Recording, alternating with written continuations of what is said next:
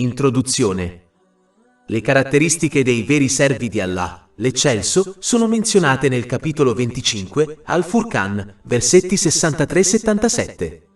Sono questi musulmani a cui saranno concesse sicurezza e grandi benedizioni in questo mondo e nell'altro.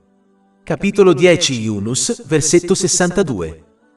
Indubbiamente, per gli alleati di Allah non ci sarà nulla da temere, né saranno afflitti. Ogni volta che affronteranno una prova, verrà data loro la forza di superarla, così che possano raccogliere ulteriori benedizioni. Quando l'intera creazione affronterà il giorno del giudizio, Allah, l'esaltato, rimuoverà ogni dolore da loro. Capitolo 21 Anbiya, versetto 103. Non saranno turbati dal terrore più grande, e gli angeli li incontreranno, dicendo: questo è il vostro giorno che vi è stato promesso. Allah, l'Eccelso, si vanta di questi speciali servitori degli angeli nei cieli.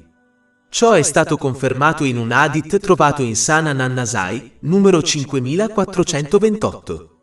Sono coloro che sono avvicinati ad Allah, l'Eccelso, in questo mondo e otterranno la speciale vicinanza di Allah, l'Eccelso, nell'aldilà.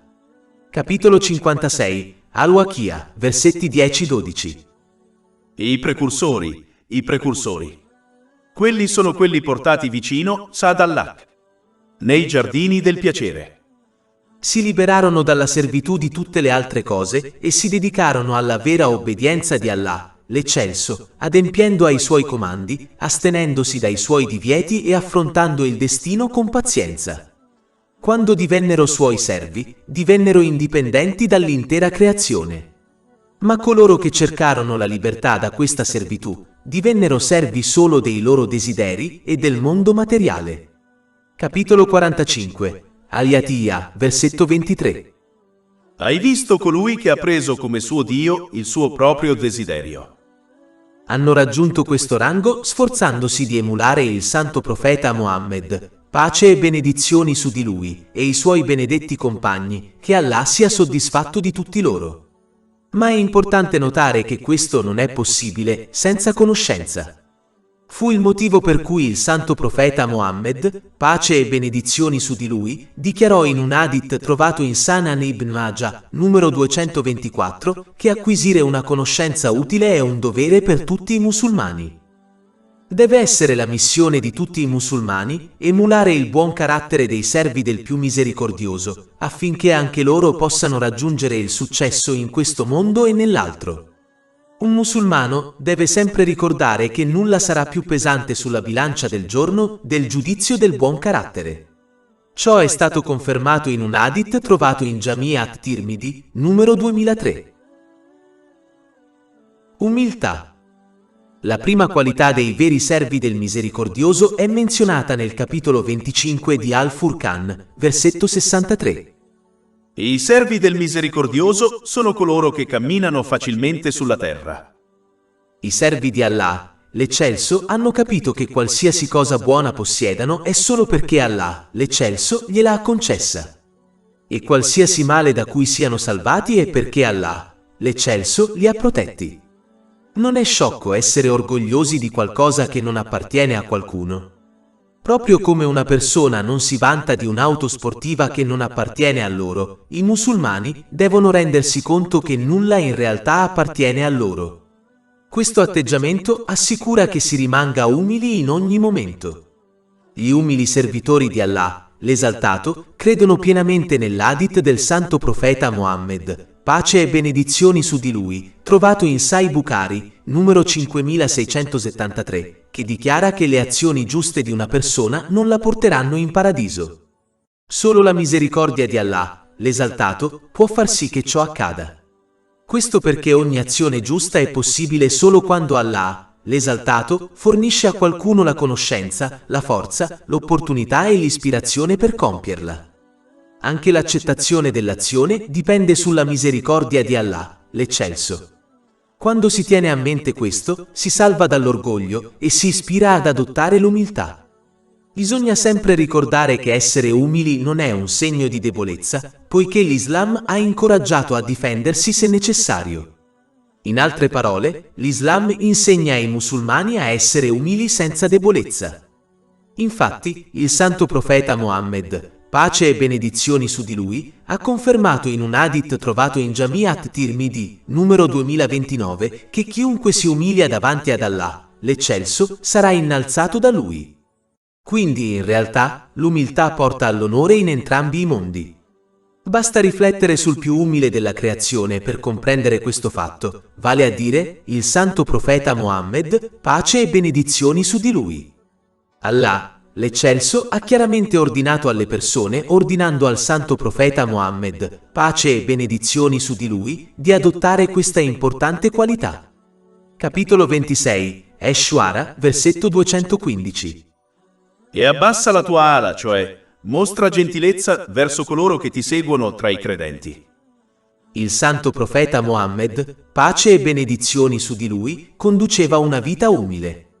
Ad esempio, svolgeva felicemente i doveri domestici in casa, dimostrando così che queste faccende sono neutre rispetto al genere. Ciò è confermato nell'Adab al-Mufrad, numero 538, dell'Imam Bukhari.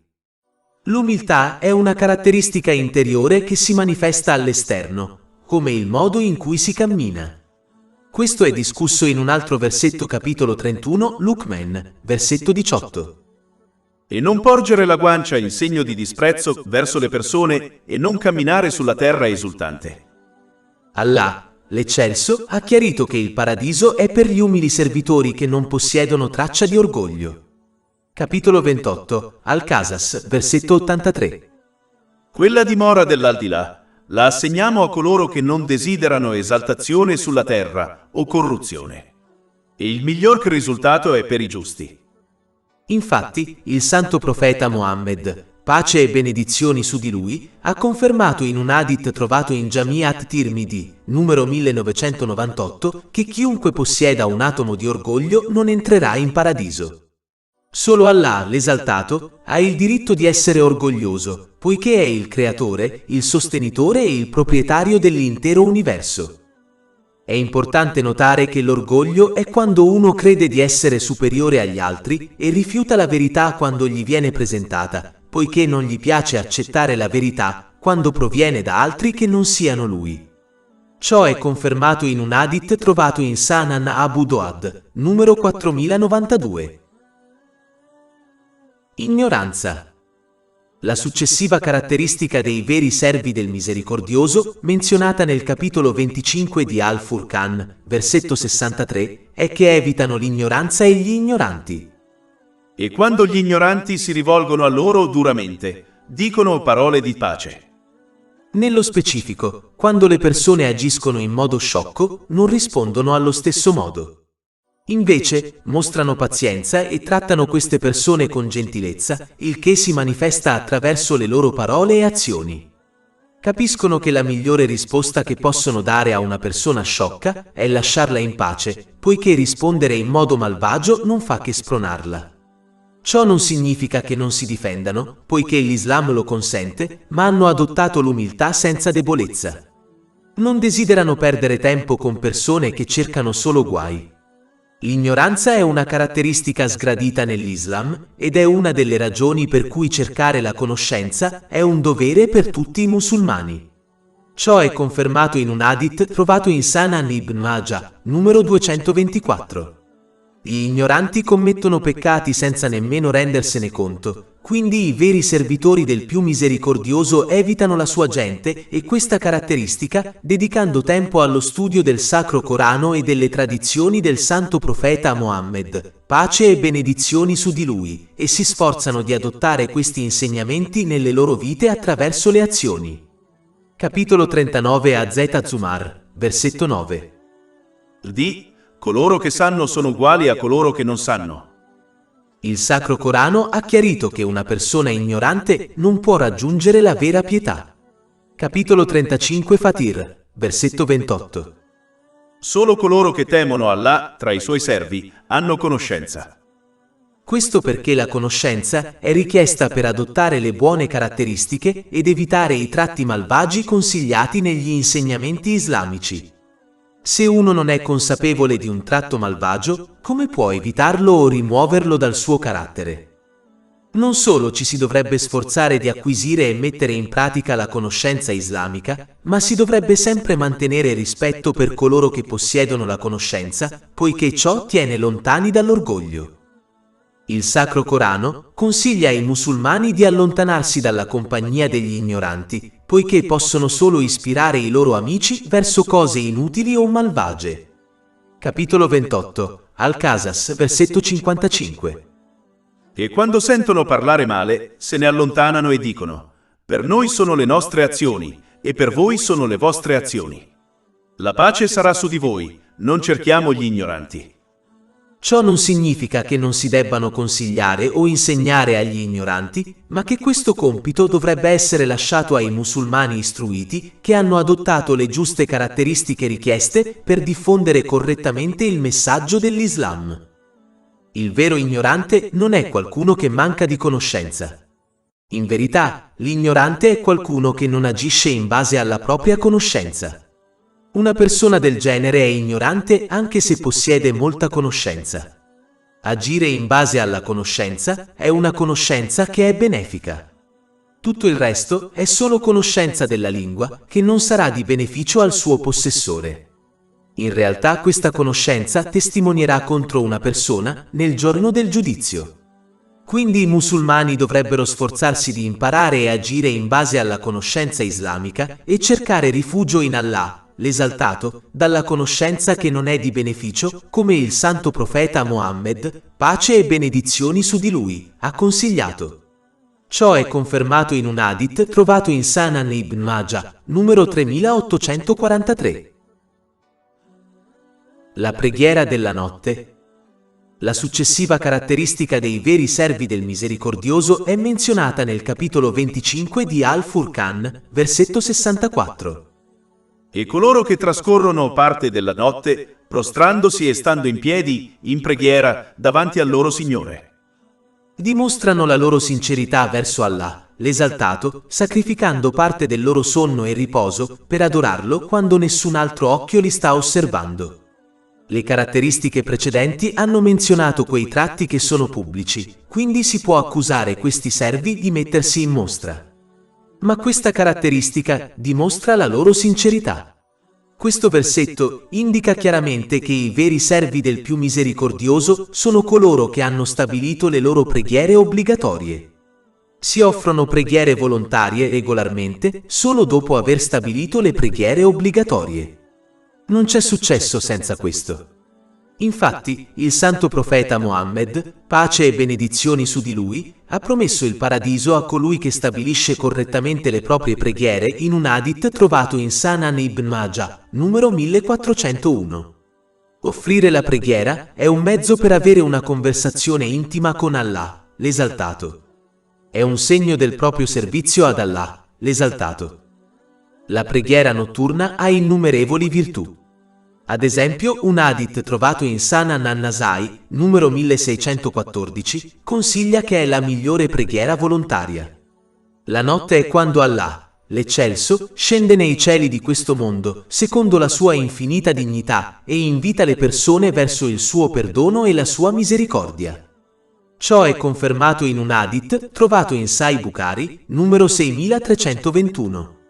Nessuno avrà un rango più alto nel giorno del giudizio o in paradiso del santo profeta Mohammed, pace e benedizioni su di lui, e questo rango è stato direttamente collegato alla preghiera notturna. Capitolo 17 Al-Isra, versetto 79.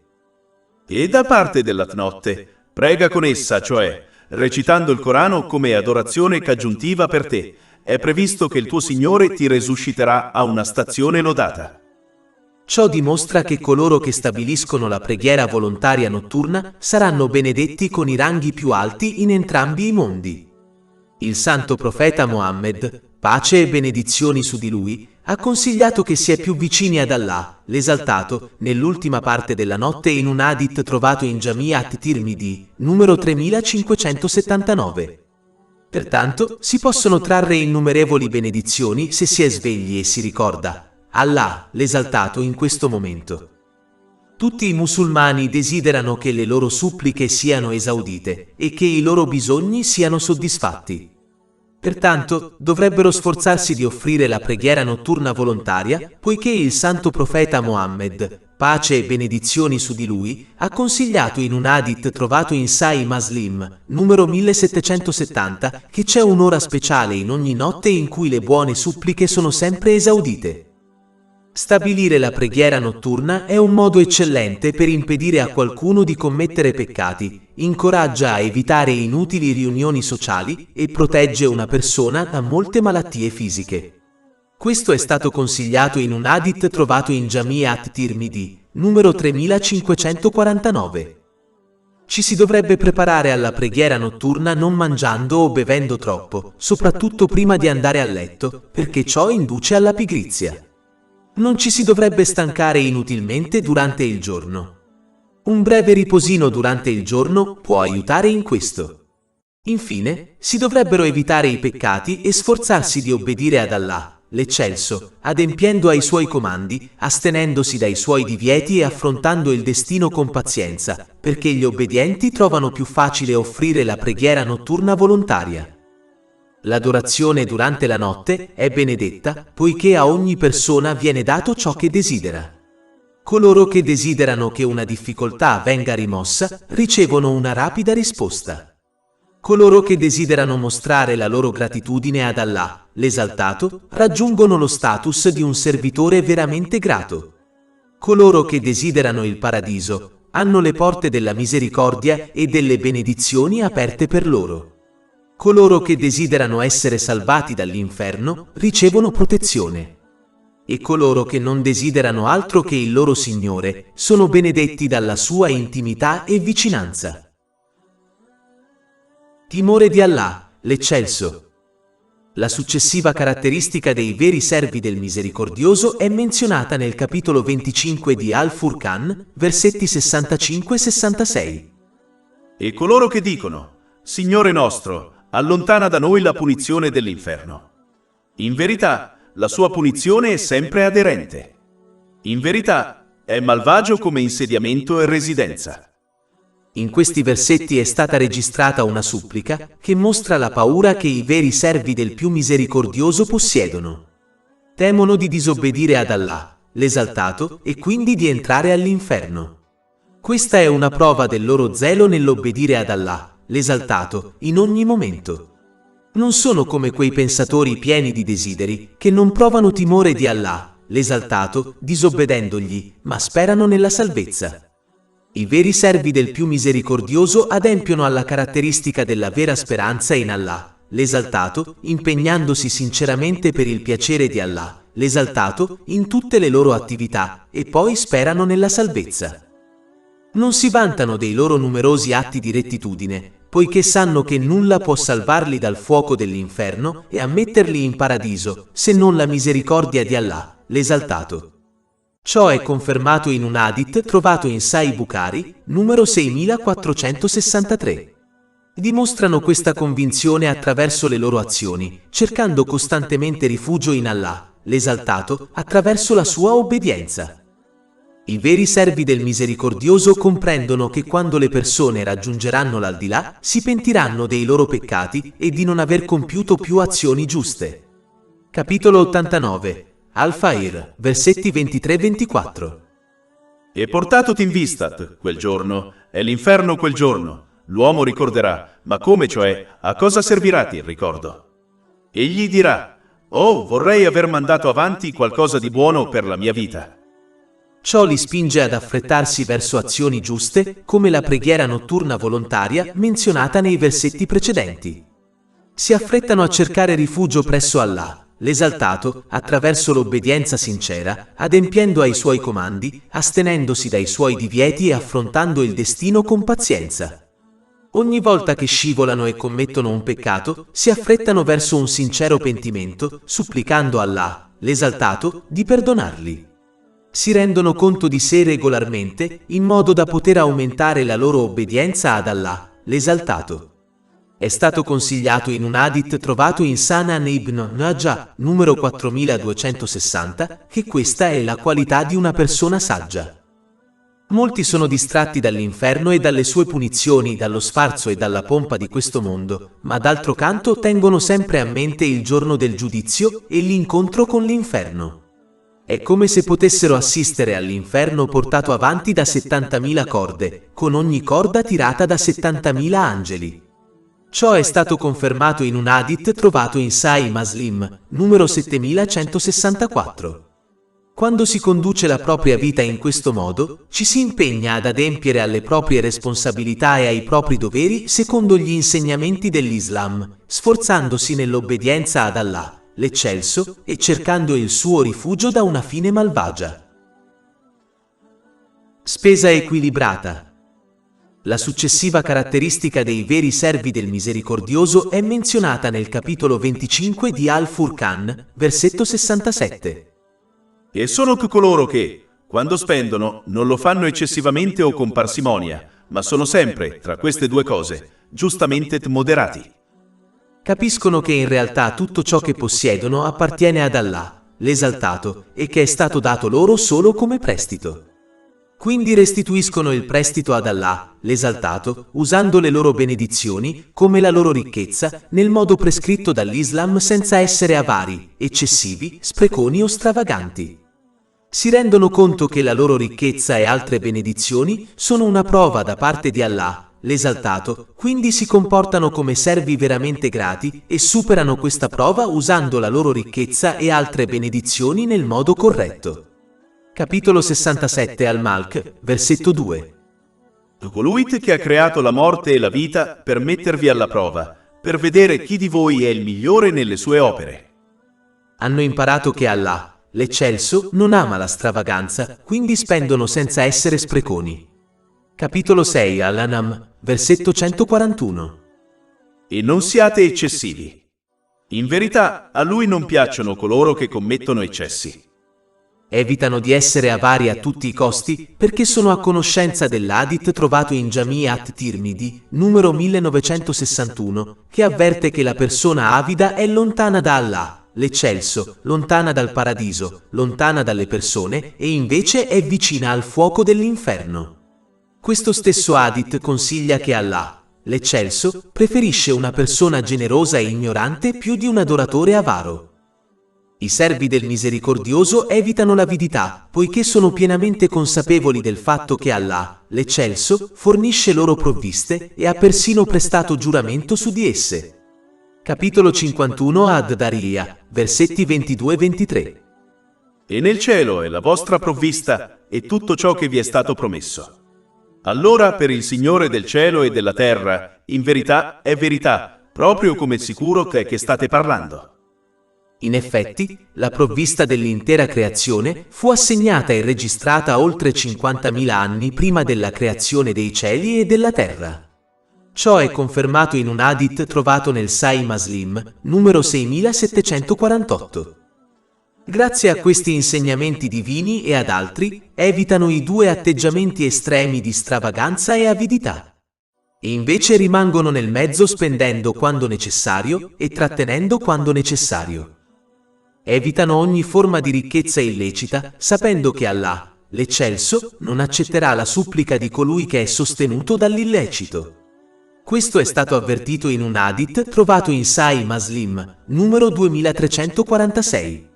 Se Allah, l'Eccelso, rifiuta la loro supplica, come accetterà una qualsiasi delle loro azioni? In un altro hadith trovato in Sahih Muslim, numero 2342, il santo profeta Mohammed, pace e benedizioni su di lui, consigliò che Allah, l'Esaltato, accetta solo la carità da ricchezze lecite. Questo hadith evidenzia anche la grande ricompensa di una persona quando fa la carità per amore di Allah, l'Esaltato, dalla sua ricchezza lecita. Allah, l'Esaltato, darà una montagna di ricompensa per la carità lecita, anche se è solo un singolo frutto di dattero. I veri servitori del Misericordioso donano sempre la loro carità obbligatoria, sapendo che ci sono severe punizioni per chi non adempie a questo importante dovere. Capitolo 3 Ale Imran, versetto 180. E coloro che avidamente trattengono ciò che Allah ha dato loro della sua generosità, non pensino mai che sia meglio per loro. Piuttosto è peggio per loro. I loro colli saranno circondati da ciò che hanno trattenuto nel giorno della resurrezione.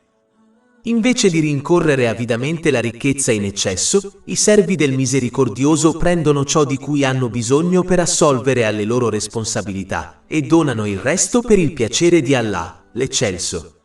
Questo è il modo in cui si può superare la prova e la prova della ricchezza. In effetti, hanno capito che un vero servitore di Allah, l'Eccelso, dona sempre più della carità obbligatoria, come è stato indicato nel Sacro Corano e negli hadith del santo profeta Muhammad, pace e benedizioni su di lui. Ad esempio, capitolo 5, Al-Maidah, versetto 12. E Allah disse: Io sono con voi. Se eseguite la preghiera e date la zakat e credete nei miei messaggeri e li sostenete e prestate ad Allah un prestito generoso. Un hadith trovato nel Sahih Muslim, numero 1671, consiglia che la carità è dovuta ogni giorno per conto di ogni articolazione del corpo di ogni musulmano. Questo ovviamente non si riferisce alla carità obbligatoria che viene offerta annualmente. È importante notare che la carità non è limitata solo alla ricchezza. La carità può essere offerta in diversi modi, ad esempio, comandare il bene e proibire il male è un atto di carità. Ciò è confermato in un hadith trovato in Sahih Muslim, numero 1671. Il versetto, citato all'inizio, che menziona le abitudini di spesa dei veri servitori del misericordioso, può includere un approccio equilibrato a tutte le forme di carità, come dedicare il proprio tempo ad aiutare gli altri. Chi non trova un equilibrio dedicherà troppo tempo ad aiutare gli altri, il che lo porterà a trascurare i propri doveri e responsabilità. Chi non dedica abbastanza tempo ad aiutare gli altri diventerà egocentrico e si preoccuperà solo di se stesso, il che non è l'atteggiamento di un vero musulmano. I veri servitori del misericordioso hanno sempre la giusta intenzione quando spendono. Non annullano la loro carità ricordando agli altri i loro favori. Capitolo 2, Al-Baqarah, versetto 264. O voi che credete, non invalidate le vostre elemosine con richiami o ingiurie. Poiché spendono sinceramente per Allah, l'Eccelso, non cercano altro da nessun altro. A causa della loro pia intenzione, Allah, l'Eccelso, li ricompensa anche quando spendono per cose che sembrano mondane, ad esempio per la loro famiglia. Questo è stato consigliato in un hadith trovato in Sahih Bukhari, numero 4006. Sanno che la loro spesa giusta è un favore di Allah, l'Esaltato, poiché non sarebbero mai in grado di ottenere questo equilibrio senza la misericordia di Allah, l'Esaltato, quindi rimangono grati in ogni momento. Infatti, hanno paura che la loro spesa giusta non venga accettata da Allah, l'Esaltato, a causa di qualche difetto nascosto come l'insincerità. Capitolo 23, Al-Muminun, versetto 60. E coloro che danno ciò che danno, mentre i loro cuori sono timorosi, perché torneranno al loro Signore. Il santo profeta Muhammad, pace e benedizioni su di lui, ha confermato in un hadith trovato in Jami'at Tirmidhi, numero 3175, che questo versetto si riferisce ai veri servitori del misericordioso. Politeismo. La successiva caratteristica dei veri servi del misericordioso è menzionata nel capitolo 25 di Al-Furqan, versetto 68. E coloro che non invocano con Allah un'altra divinità. Questo versetto indica l'importanza di una pura intenzione di compiacere solo Allah, l'Esaltato, quando si compiono azioni. I veri servitori del misericordioso mettono da parte tutte le altre intenzioni e desideri e obbediscono solo ad Allah, l'Esaltato, per adempiere allo scopo della loro creazione, che è il servizio ad Allah, l'Esaltato. Capitolo 51 Ad-Dariyah, versetto 56. E non ho creato i jinn e gli uomini se non per adorarmi. Politeismo possono essere classificati come maggiori e minori. Il tipo più grande è quando si crede in più di un Dio. Se una persona muore in questo stato, non verrà perdonata. Capitolo 4 An-Nisa, versetto 48. In verità Allah non perdona l'associazione con Lui. Questo è il più grande peccato che si possa commettere, come confermato dal santo profeta Mohammed, pace e benedizioni su di lui, in un hadith trovato in Sahih Bukhari, numero 6273. È considerato un grande tradimento negare per primi i favori che uno ha fatto a un altro, ed è ancora peggio usare questi favori contro chi li ha dati. Se questo è vero tra due persone, si può immaginare la grandezza del tradimento di una persona che si comporta in questo modo con Allah, l'esaltato, quando Lui solo fornisce alla creazione innumerevoli benedizioni. Il tipo minore di politeismo è quando si ostentano le proprie azioni. Ciò è stato confermato in molti hadith come quello trovato in Sunan Ibn Majah, numero 3989. Nel giorno del giudizio coloro che hanno compiuto azioni per compiacere altri, oltre ad Allah, l'esaltato, riceveranno l'ordine di ottenere la loro ricompensa da loro, il che non sarà possibile. Ciò è confermato in un hadith trovato in Jami' at-Tirmidhi, numero 3154. Questo è colui che ha preso il proprio desiderio come proprio Signore, mentre agisce per soddisfare i propri desideri, invece di agire per compiacere Allah, l'esaltato. Capitolo 45. Al-Yatiyah, versetto 23. Hai visto colui che ha preso come suo Dio il suo proprio desiderio. Si agisce solo per il bene di un altro, perché si crede che la persona in qualche modo gli concederà una benedizione o lo proteggerà da qualche danno. Questa qualità è posseduta solo da Allah, l'esaltato, quindi agire per il bene di altri che non siano Allah, l'esaltato, è politeismo e semplicemente sciocco. Se un musulmano inizialmente intende compiacere Allah, l'eccelso, e poi cambia idea a causa di qualche fattore esterno, finché lotta con se stesso e cerca di tornare alla sua intenzione iniziale, si spera che gli venga concessa una ricompensa per la sua intenzione originale e per la lotta interiore per mantenerla purificata. Per coloro che mescolano la loro intenzione negli atti religiosi per compiacere Allah, l'eccelso, e per ottenere qualcosa di mondano, è discutibile se riceveranno una ricompensa nell'aldilà per l'azione. Alcuni studiosi credono che riceveranno una ricompensa completa fintanto che il desiderio mondano non è illecito. Alcuni credono che un musulmano sarà ricompensato parzialmente a causa della sua duplice intenzione. Altri studiosi credono che non otterranno alcuna ricompensa, poiché hanno associato la loro intenzione al compiacere Allah, l'eccelso, il che può essere considerato un aspetto del politeismo minore. Pertanto, un musulmano saggio dovrebbe scegliere l'opzione più sicura e compiere solo azioni religiose per compiacere Allah, l'eccelso, e non mescolare la sua intenzione con qualche lecito guadagno mondano. Rispetta la vita. La successiva caratteristica dei veri servi del misericordioso è menzionata nel capitolo 25 di Al-Furqan, versetto 68. O uccidere l'anima che Allah ha proibito di essere uccisa, se non per diritto. I veri servitori di Allah, l'eccelso, rispettano tutte le forme di vita. Obbediscono agli insegnamenti dell'Islam che prescrivono chiaramente che la misericordia dovrebbe essere mostrata a tutta la creazione. Infatti, il santo profeta Mohammed, pace e benedizioni su di lui, ha avvertito in un hadith trovato in Sahih Muslim, numero 6028, che chiunque non mostri misericordia agli altri non riceverà misericordia da Allah, l'eccelso. L'Islam non solo consiglia il trattamento gentile delle persone, ma lo prescrive anche per gli animali. Ciò è confermato in un hadith trovato in Sunan Abu Dawud, numero 2550. Nessun'altra religione attribuisce tale valore alla vita umana. Il Sacro Corano paragona l'uccisione di una persona innocente all'uccisione dell'intera umanità. Capitolo 5. Al-Maidah, versetto 32. Uccide un'anima a meno che non sia per un'anima o per la corruzione fatta nella terra, è come se avesse ucciso l'umanità intera. E chiunque ne salva uno è come se avesse salvato completamente l'umanità. Questo versetto da solo è sufficiente a scoraggiare quelle persone che affermano di uccidere persone innocenti in nome dell'Islam. Questo versetto dimostra che la loro vera intenzione malvagia è quella di ottenere ricchezza e potere, che non hanno nulla a che fare con l'Islam.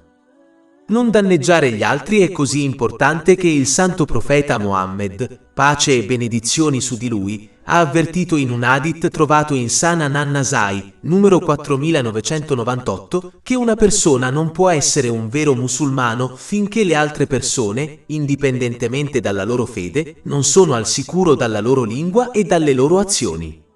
Se questo è il caso solo per danneggiare gli altri, come può l'Islam permettere l'uccisione di persone innocenti? Infatti, questo è risposto in questo stesso hadith.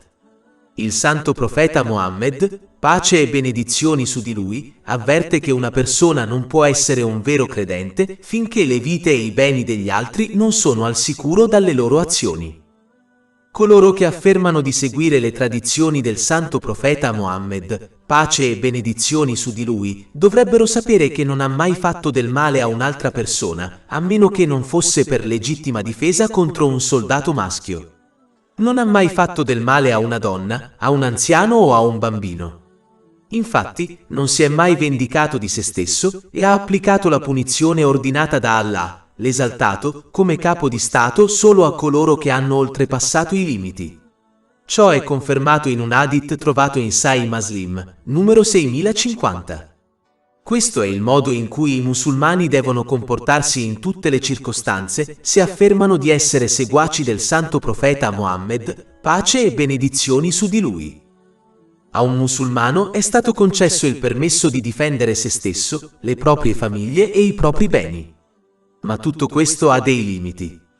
In nessun modo un musulmano ha il permesso di colpire per primo e togliere la vita a una persona innocente. I musulmani dovrebbero quindi trattare gli altri come vorrebbero essere trattati, ovvero con rispetto e misericordia. Relazioni illegali. La successiva caratteristica dei veri servi del misericordioso è menzionata nel capitolo 25 di Al-Furqan, versetto 68. E non commettere rapporti sessuali illeciti. E chiunque lo facesse incorrerebbe in una punizione. I veri servitori di Allah, l'Eccelso, evitano ogni forma di relazione illegale. Il fatto che l'adulterio sia stato posto accanto al politeismo e all'uccisione di una persona innocente, in questo versetto, ne indica la severità. I musulmani dovrebbero prendere delle precauzioni per evitare di essere tentati da relazioni illegali. Innanzitutto, dovrebbero imparare ad abbassare lo sguardo. Ciò non significa che si debba sempre fissare le proprie scarpe, ma significa che si dovrebbe evitare di guardarsi intorno inutilmente, soprattutto in luoghi pubblici. Dovrebbero evitare di fissare gli altri e mantenere rispetto per il sesso opposto. Proprio come un musulmano non vorrebbe che qualcuno fissasse la propria sorella o figlia, non dovrebbe fissare le sorelle e le figlie degli altri. Capitolo 24 An-Nur, versetto 30. Dica agli uomini credenti di ridurre al cunit della loro vista uno e di custodire le loro parti intime. Ciò è più puro per loro. Ogni qualvolta sia possibile, un musulmano dovrebbe evitare di trascorrere del tempo da solo con il sesso opposto, a meno che non siano imparentati in un modo che proibisce il matrimonio. Questo è stato consigliato dal santo profeta Mohammed, pace e benedizioni su di lui, in un hadith trovato in Sahih Bukhari, numero 1862. I musulmani dovrebbero vestirsi e comportarsi con modestia. Vestirsi con modestia evita di attirare gli sguardi degli estranei e comportarsi con modestia impedisce di fare i primi passi che potrebbero portare a una relazione illegale, come parlare inutilmente al sesso opposto. Comprendere le benedizioni derivanti dall'evitare relazioni illegali è un altro modo per proteggersi da esse. Ad esempio, il santo profeta Mohammed, pace e benedizioni su di lui, ha garantito il paradiso a colui che salvaguarda la propria lingua e castità. Ciò è confermato in un hadith trovato in Jami' at-Tirmidhi, numero 2408. Temere la punizione per essere coinvolti in relazioni illegali aiuterà anche un musulmano a evitarle. Ad esempio, la fede si allontanerà dalla persona che sta commettendo fornicazione. Ciò è confermato in un hadith trovato in Sunan Abu Dawud, numero 4690. In realtà un musulmano non ha bisogno di relazioni illegali, poiché l'Islam prescrive il matrimonio. Coloro che non possono permettersi di sposarsi dovrebbero digiunare spesso, poiché ciò aiuta anche a controllare i propri desideri e azioni. Ciò è stato consigliato in un hadith trovato in Sahih Muslim, numero 3398. Pentimento sincero. La successiva caratteristica dei veri servi del misericordioso è menzionata nel capitolo 25 di Al-Furqan, versetti 70-71. Eccetto coloro che si pentono, credono e fanno opere giuste. Per loro Allah sostituirà le loro azioni malvagie con il bene. E Allah è sempre perdonatore e misericordioso. E chi si pente e fa giustizia si rivolge davvero ad Allah con pentimento accettato. Questi versetti indicano che i veri servitori del misericordioso non sono esseri umani perfetti. Né Allah, l'Eccelso, si aspetta che lo siano. Quindi la prima cosa da notare è che un musulmano non dovrebbe mai perdere la speranza nell'infinita misericordia di Allah, l'Eccelso, poiché ciò può portarlo verso l'incredulità. Capitolo 12 Yusuf, versetto 87. In verità, nessuno dispera del sollievo di Allah eccetto i miscredenti. Infatti, a parte il politeismo maggiore, Allah, l'Eccelso, perdona tutti i peccati. Capitolo 4 An-Nisa, versetto 116. In verità Allah non perdona la compagnia di Allah, ma perdona ciò che è inferiore a ciò a chi egli vuole. Finché un musulmano ha ancora un po' di fiato in sé, non è mai troppo tardi per tornare ad Allah, l'Eccelso, in sincero pentimento. Ciò è stato confermato in un hadith trovato in Sunan Ibn Majah, numero 4253. Tuttavia è fondamentale per tutti i musulmani evitare tutti i peccati, siano essi gravi o minori, poiché il momento della morte è sconosciuto. Se un musulmano continua a ritardare il pentimento sincero, potrebbe incontrare la morte impreparato. Quindi si ritroverà con un grande rimpianto. Infatti, ritardare il pentimento credendo che i propri peccati siano insignificanti è un segno di una persona malvagia, secondo l'hadith trovato in Jami' at-Tirmidhi, numero 2497. Questo hadith consiglia che una brava persona veda i propri peccati come se fossero una montagna sul punto di crollare su di loro, quindi si affretti a un sincero pentimento senza indugio. I peccati minori possono essere cancellati da azioni giuste, ma i peccati maggiori richiedono un sincero pentimento. Ciò è stato indicato nel capitolo 4, An-Nisa, versetto 31. Se evitate i peccati maggiori che vi sono proibiti, rimuoveremo da voi i peccati minori e vi ammetteremo a un nobile ingresso in paradiso. Il sincero pentimento include il provare rammarico per il peccato, cercare il perdono di Allah, l'Eccelso, promettere sinceramente di non tornare al peccato o a un peccato simile di nuovo e, ove possibile, compensare eventuali violazioni. Se il peccato è contro le persone, allora il musulmano, se possibile, deve cercare il loro perdono e ripristinare i loro diritti. Se la persona non la perdona, allora la giustizia sarà stabilita nel giorno del giudizio. Le buone azioni dell'oppressore saranno date alla sua vittima e, se richiesto, i peccati della vittima saranno dati al suo oppressore. Ciò potrebbe causare la sventura dell'oppressore all'inferno. Ciò è stato confermato in un hadith trovato in Sahih Muslim, numero 6579. Cambiare in meglio. La successiva caratteristica dei veri servi del misericordioso è menzionata nel capitolo 25 di Al-Furqan, versetto 71. E chi si pente e fa il bene, si rivolge ad Allah con pentimento accettato. Uno dei segni del sincero pentimento accettato da Allah, l'Eccelso, è indicato in questo versetto. Dopo essersi pentito interiormente e attraverso le parole, un musulmano deve sostenere questo eseguendo azioni giuste e astenendosi da ulteriori peccati. Infatti, quando si eseguono azioni giuste correttamente, come la preghiera, ciò lo proteggerà dal persistere nei peccati. Capitolo 29, Ankabut, versetto 45. In verità, la preghiera proibisce l'immoralità e l'iniquità.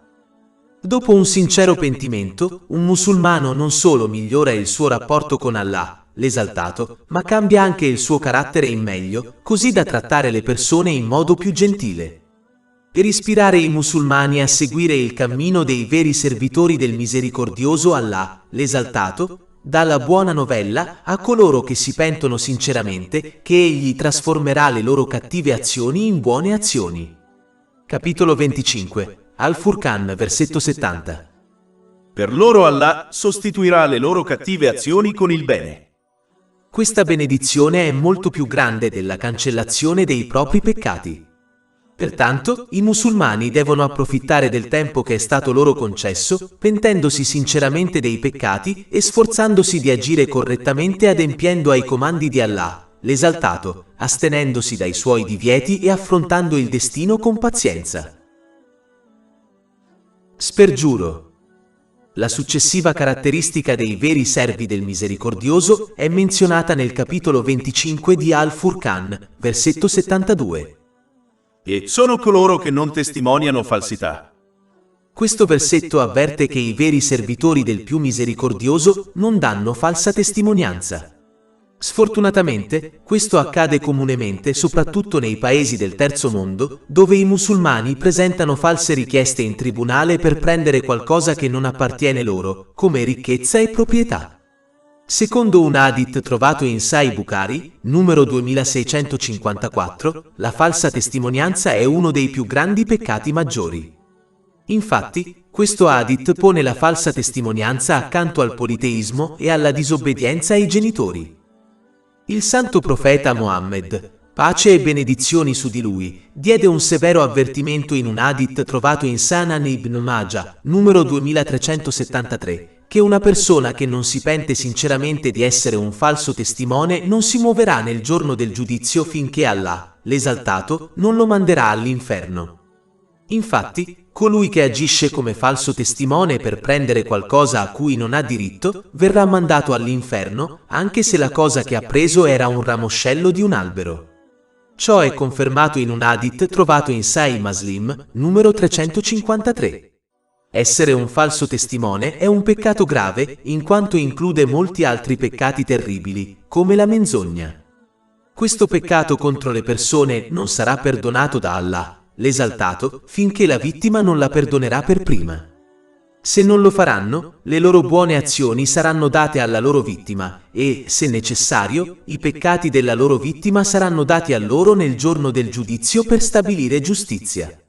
Ciò potrebbe causare la caduta del falso testimone all'inferno. Ciò è stato confermato in un hadith trovato in Sahih Muslim, numero 6579. Il falso testimone commette anche un peccato se testimonia a favore di qualcun altro, in modo che quest'ultimo possa prendere qualcosa a cui non ha diritto. Questo atteggiamento sfida chiaramente il comando del Sacro Corano, che consiglia ai musulmani di non aiutarsi a vicenda nel male, ma di aiutarsi a vicenda nelle cose buone. Capitolo 5, Al-Maidah, versetto 2. E cooperate nella giustizia e nella pietà, ma non cooperate nel peccato e nell'aggressione. Il falso testimone commetterà anche altri peccati usando qualcosa che è stato ottenuto illegalmente. Ad esempio, se hanno ottenuto ricchezza in questo modo e poi l'hanno usata per compiere il sacro pellegrinaggio. Il loro sacro pellegrinaggio sarà respinto, poiché Allah, l'Eccelso, accetta solo ciò che è lecito. Ciò è confermato in un hadith trovato in Sahih Muslim, numero 2342.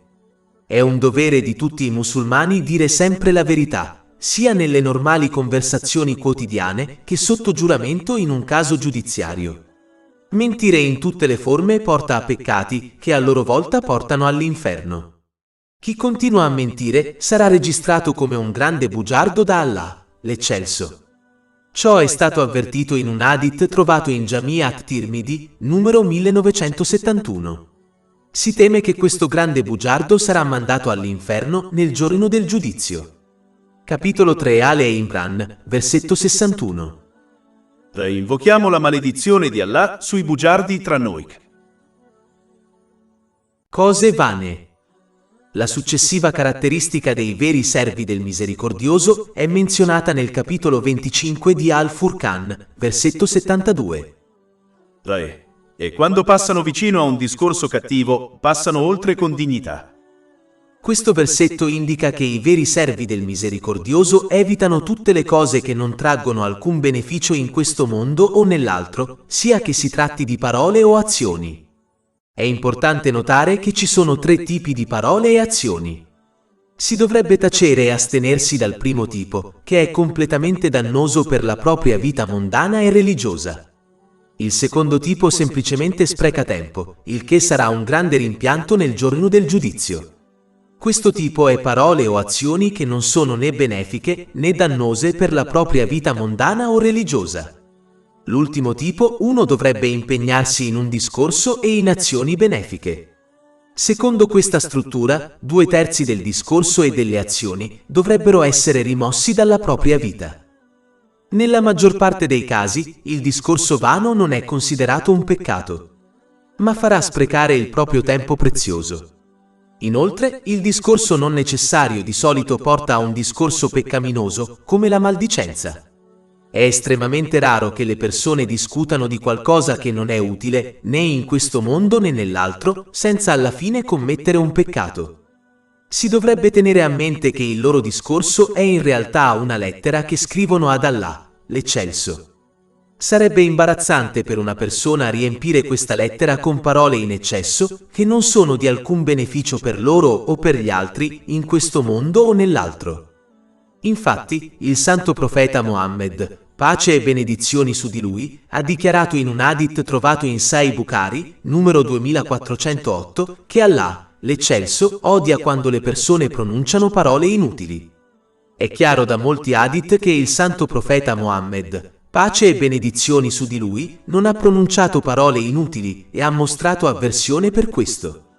Un esempio si trova nell'Adab al-Mufrad, numero 211 dell'Imam Bukhari. Pertanto, è dovere del musulmano evitare questo tratto. È importante notare che questo versetto indica anche che i veri servi del misericordioso non commettono peccati attraverso la loro parola. Come potrebbero farlo, quando non pronunciano nemmeno parole che non sono considerate peccaminose, vale a dire, parole vane?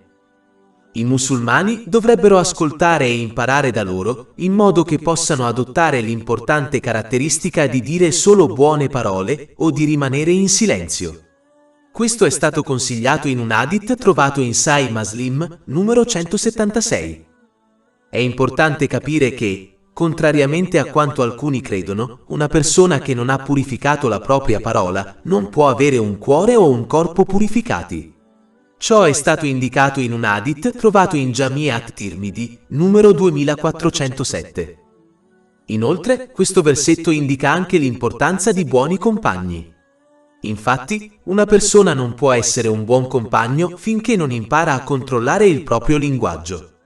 Questo perché una persona sarà influenzata dai propri compagni, come è avvertito in un hadith trovato in Sunan Abu Dawud, numero 4833.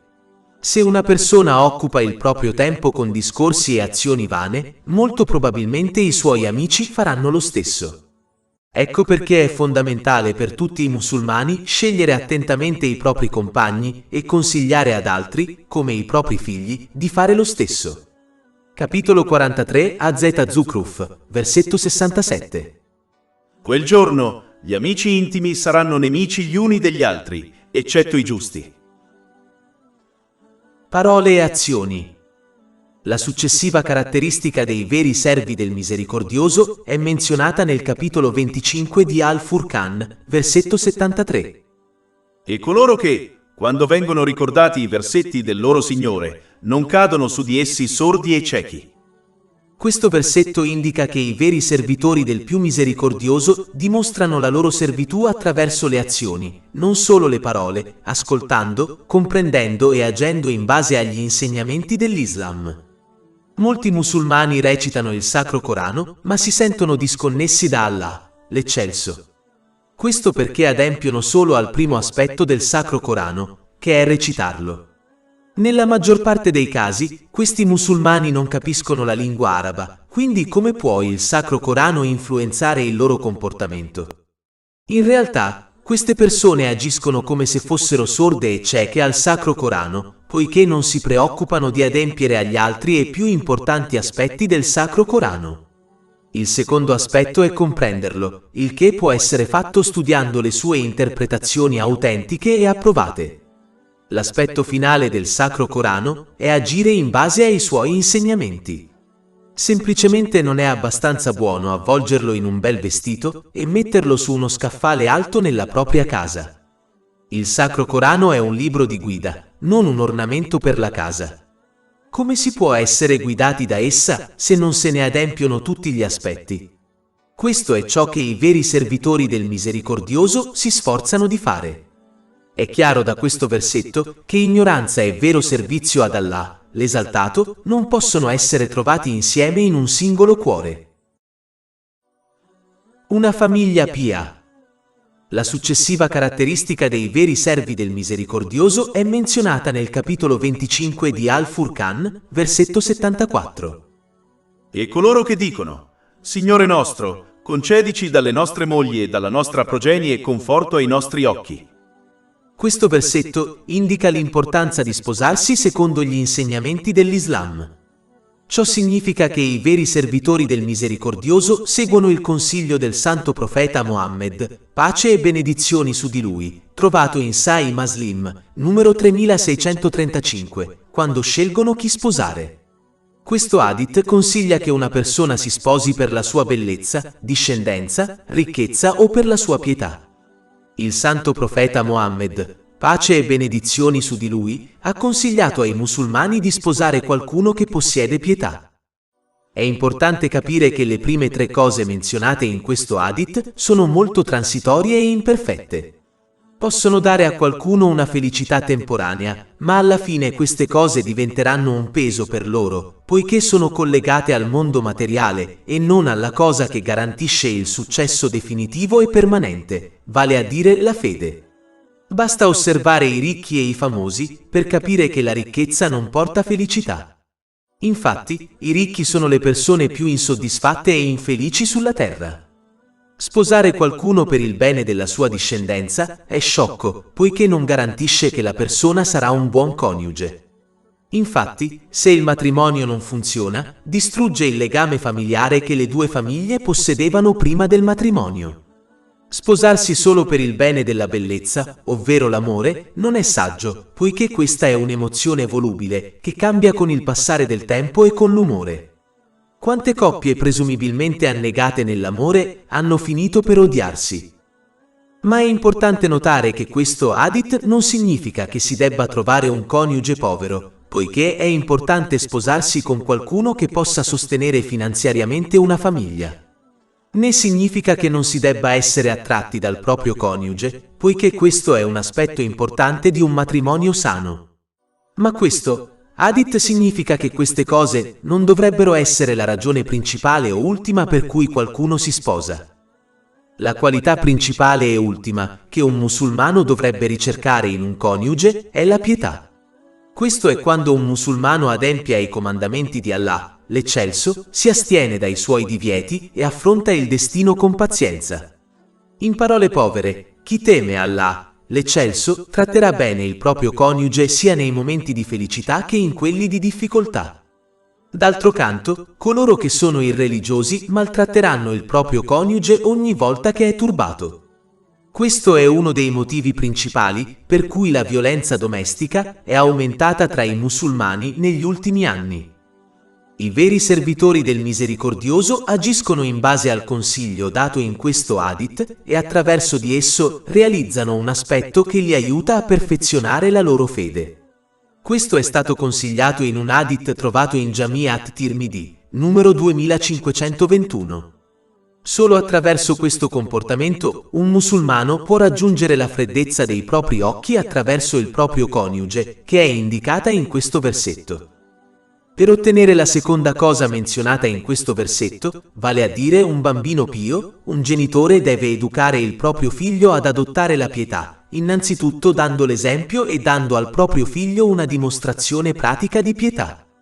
In secondo luogo, dovrebbero insegnargli fin da piccoli i diversi aspetti della pietà e del carattere nobile, insegnati nel Sacro Corano e negli hadith del santo profeta Mohammed, pace e benedizioni su di lui. Questo può essere riassunto in tre cose, vale a dire, adempiere ai comandi di Allah, l'Esaltato, astenersi dai suoi divieti e affrontare il destino con pazienza. Solo quando un genitore compie questi passi può soddisfare la supplica in questo versetto. Solo allora il figlio gli sarà di beneficio in questo mondo e nell'altro. Trascurare questo dovere farà sì che il proprio figlio diventi una fonte di angoscia per lui in entrambi i mondi. Carattere nobile. La successiva caratteristica dei veri servi del Misericordioso è menzionata alla fine del capitolo 25 di Al-Furqan, versetto 74. E coloro che dicono: Signore nostro, concedici dalle nostre mogli e dalla nostra progenie conforto ai nostri occhi e facci un esempio per i giusti. In realtà, questo versetto non significa che i veri servi del più misericordioso desiderino essere leader religiosi o mondani. In realtà significa che desiderano adottare le qualità dei leader dell'umanità, come i santi profeti, la pace sia su di loro, poiché sono i migliori e i più amati da Allah, l'Esaltato. Questa supplica è un modo indiretto di desiderare l'amore di Allah, l'Esaltato. Questo versetto mostra che questo non può essere ottenuto senza impegnarsi concretamente, il che è ulteriormente supportato da un hadith trovato in Sahih Bukhari, numero 6502. Consiglia che dopo aver adempiuto ai doveri obbligatori e essersi sforzati di compiere buone azioni volontarie, si diventa amati da Allah, l'Esaltato.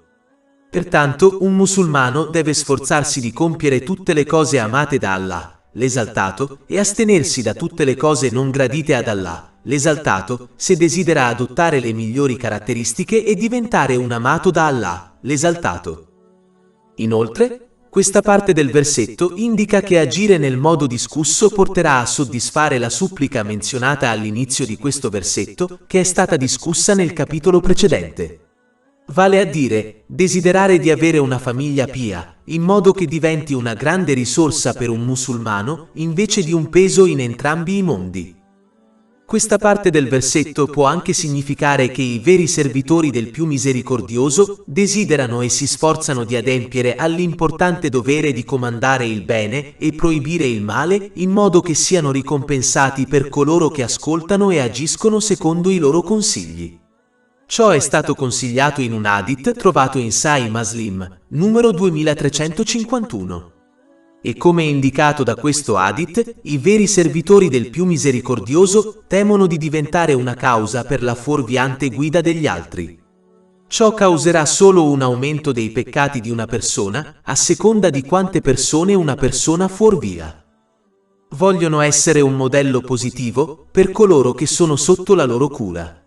Questo è un dovere importante per tutti i musulmani, secondo un hadith trovato in Sunan Abu Dawud, numero 2928. Per concludere questo libro, tutti i musulmani devono sforzarsi di adottare le caratteristiche dei veri servitori del più misericordioso.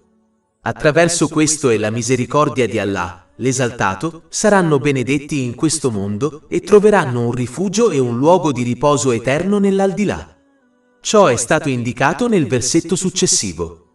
Capitolo 25. Al-Furqan, versetto 75.